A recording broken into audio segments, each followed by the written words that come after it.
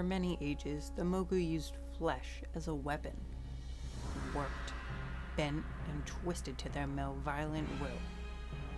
But after their failures in creating the Saurok race, the Mogu sought to create another weapon, this time forged with total obedience. Their ancient research delivered to them methods of turning flesh to stone and back again. Lifeless rock could be animated, providing a willing or unwilling soul could be captured within. These dark rituals created the Stoneborn, soldiers of jade and dark magic forged from the living essence of conquered victims. These creations were powerful, terrible to behold, and above all else, 100% loyal to their Mogu masters.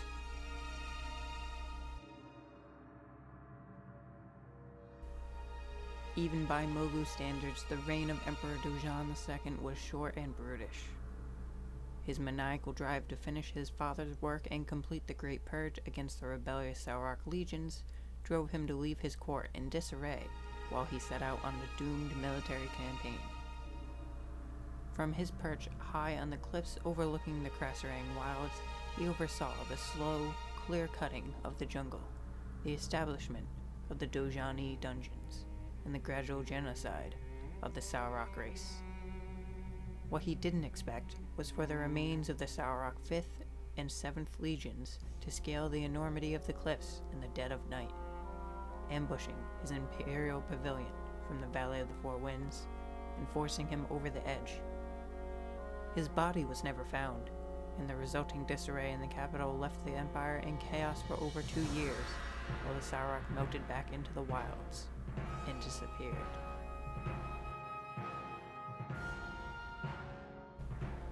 It has been written that when the great Lei Shen first looked upon the lands of the Manted, he did not feel fear, but inspiration. As he began to unify his people under a single banner and subjugate the other races of Pandaria, he knew that the Manted would never succumb to his authority. They spoke his language, the language of strength.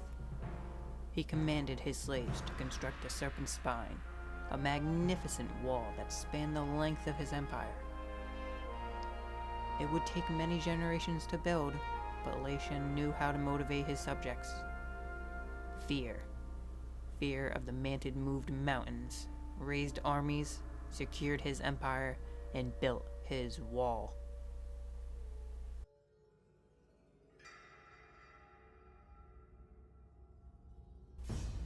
The Mogu view their dead as a collection of parts.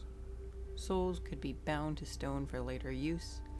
Flesh and blood could be reforged to extend the lives of those loyal to the Emperor. To be buried intact was a symbol of great power and respect. Here lies the Valley of Emperors, the resting ground of 100 generations of warlords, kings, and emperors who once ruled this land. Grave rob at your own risk. What do you fear most in this world? Have you conquered your fear? Or has your fear conquered you?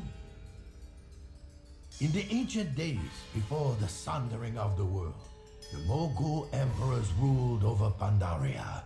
My people were made slaves, and they were afraid. The Mogu were masters of pain and torture, of dark magics and brutal weapons. No Pandaren, Hosen, or Jinyu could resist the power they held. And my people were afraid. It was the Mogu who built the Serpent's Spine. The most unlucky of slaves were sent to aid in its construction and defense, to be fodder for the Manted, and my people were afraid. As the Empire grew, the Mogu began to experiment with the secrets of the Veil. They crafted terrible weapons of living flesh and stone, and my people were afraid.